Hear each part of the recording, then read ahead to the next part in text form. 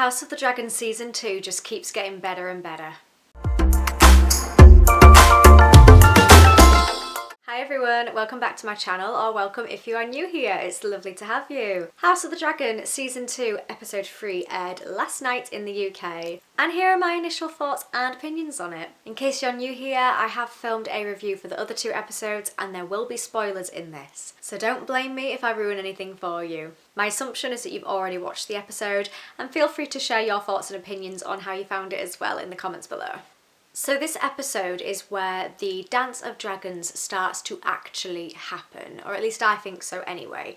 There's a lot of crucial moments that are pinpointed here that all have triggering effects on things that we'll likely see in future episodes. And I feel like now we are getting into the thick of the conflict, the foundations for the war, and at this point it is inevitable. There is no going back. And I think that both Rhaenyra and Alicent recognise that fact in this episode. So the episode starts with the Battle of Burning Hill, which is a battle between the Blackwoods and the Brackens, who are both supporting opposing sides. Now, we didn't actually see much of this battle. In fact, we didn't see any of it. We saw the aftermath. We saw a load of people lying dead on a field. We got a lot of dialogue and a lot of kind of bickering between the two sides. We got the confrontation, I suppose is the best way to word it. And then the scene kind of just ends and we see the aftermath of everybody deceased. I know a lot of people were disappointed that we didn't see much of that battle.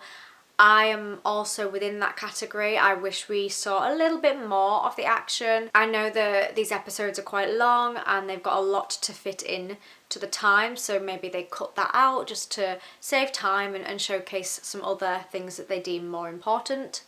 Allegedly, we will not be disappointed in the next episode. One thing that I really liked about this particular episode, episode 3, was that there was a lot of foreshadowing and there were a lot of Easter eggs, and there were a lot of things that linked and tied into other things that we see. So for example, there is a long-standing family feud between the Blackwoods and the Brackens, so long that nobody really knows what started it in the first place. And that fact is very, very similar to something that Rhaenys says to Rhaenyra, where she says that there'll be so much war, so much bloodshed, that nobody will even remember what started it in the first place.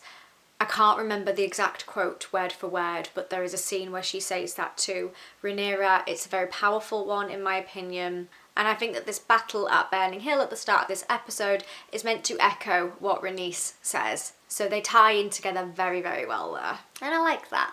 I think in this episode, Rhaenyra starts to show a little bit of vulnerability and a little bit more weakness to the Greens. Her side is looking a little weak currently. I am a Black loyalist through and through. However, there's a few questionable decisions that were made in this episode. So firstly, she guilt trips Rhaenyra away to watch over the kids, almost like a surrogate mother kind of thing. She also shuts down any talk in the council about just burning the Green side down, to be honest. She shuts down all of that, even though it is quite clear that a war is inevitable. And at this point, she should probably just stop getting her feelings so involved and just focus on winning the war, because it's inevitable. Whether you like it or not, it is gonna happen. It's too far gone now, you cannot prevent it. But she shuts down any talk from the council members of just completely obliterating the Greens, which they are very much so able to do.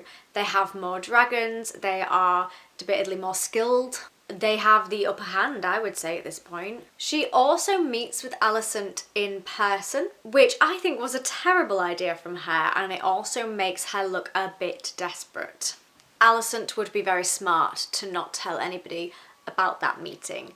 That for me was one of the best scenes that I have seen so far in season 2. And it was right at the end of the episode as well, but that just pinpoints the moment where both sides realise that this war has started over something so menial. It literally started because too many people are naming their kids Aegon. They need to think of new names, because then there's no crossed wires. There would be no misinterpretations over which Aegon Viserys meant on his deathbed, because realistically that is what has triggered this war. There was always going to be conflict and feud beforehand, and that is fine. It happens in families. Can they please just think of some new names? And then none of this would have happened.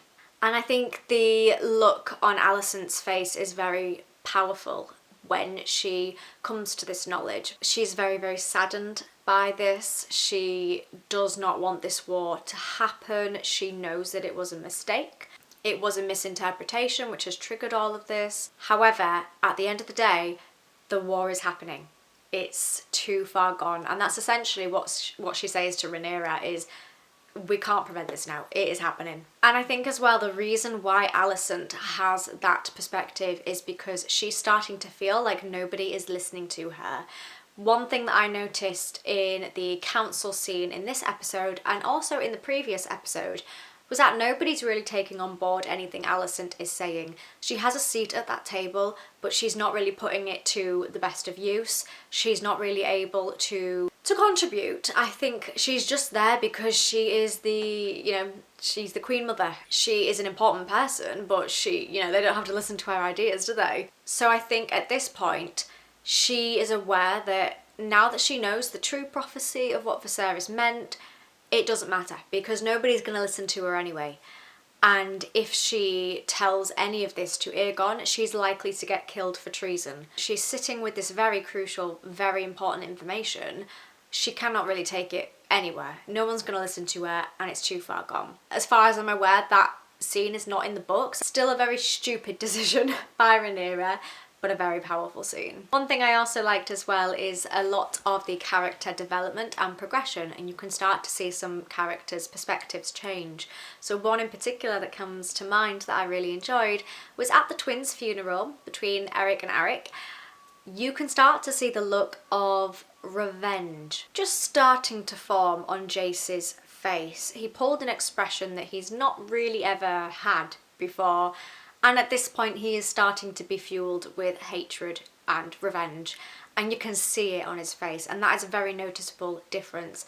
And there's a few other characters where that has happened to them throughout the series, where they start off with like one perspective and one persona, and then as more and more things start to happen, it develops them into changing their perspectives and gaining like a new light on things. And I really like that. I think that's a great, that's a great asset to the show. One thing that was also very interesting about this episode, and I would love to hear your theories on this because I'm stumped, is that with Larys Strong, so there is a scene between Larys and Aegon. Larys is the reason, essentially, why the Greens got into power, right?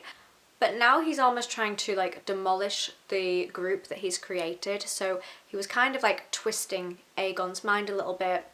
Aegon is still quite young. He's very easily malleable. It's, I suppose, like if you play your cards right, it would be quite easy to manipulate and warp Aegon's mind. And I feel like that's exactly what Larys did. And I'm just wondering why. On the other hand, we're also starting to see that Aegon is not taking anything from anybody. He will not put up with anybody's crap, essentially. He refuses to be mocked. One piercing stare in somebody's general direction and it shuts them up. And we can quite clearly see that in this episode. He is also very childish and very immature, so he mocks Aemond at one point. Quite an interesting contrast between him being almost manipulated by Larys, but then also mocking others and not putting up with stuff from anybody. I quite like that contrast in his character there. In this episode, we also see Alicent's brother and his interaction with Criston Cole, who is the new Hand of the King. Again, one of the worst decisions ever made.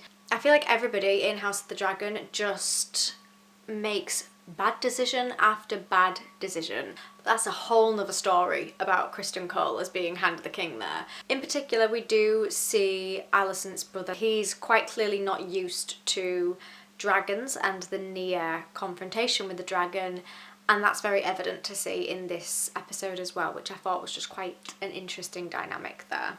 I mentioned in the previous episode review that there was a shot of Damon riding his dragon out of the cavern, which I thought was beautiful. Cinematic genius. There was a scene in this episode where I felt the exact same again, and that scene was a shot of Damon pulling up to Harrenhal in the night, in the rain, on his dragon, and it was incredible, and it was a scene that just gives me chills, same as the previous one. I just feel like there's been some amazing shots of Damon riding his dragon in this season so far.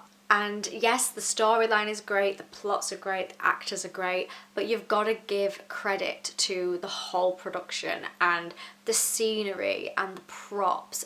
We actually see a little bit of remorse from Damon in this episode, which again adds another layer to his character depth. So the remorse that we start to see from Damon is in reference to the scene where it's the young Rhaenyra, so they brought the other actress in for a cameo, which was a good touch, and she is sewing the head back on to little baby Jaehaerys. And Damon is tearful. He is deeply, deeply saddened by this, and that is the one piece of remorse I feel like I've seen from Damon. He's normally a very witty, very confident, very reckless character, and this was a different side to him that I don't think we're used to. So that's starting to see that maybe there's a little bit of regret there, which could be interesting for the inevitable war that is due to happen. So if he is weakened by regret and by remorse, how is that going to dictate his future actions in the upcoming battle that is to come? There's many theories as to why he had those particular hallucinations. I'm under the inclination it was maybe because he touched the weirwood tree. However, there are also some theories that I've seen floating around regarding that maybe it was also because something might have been slipped into his food or drink, not necessarily poison, but maybe just something that could trigger hallucinations and delusions.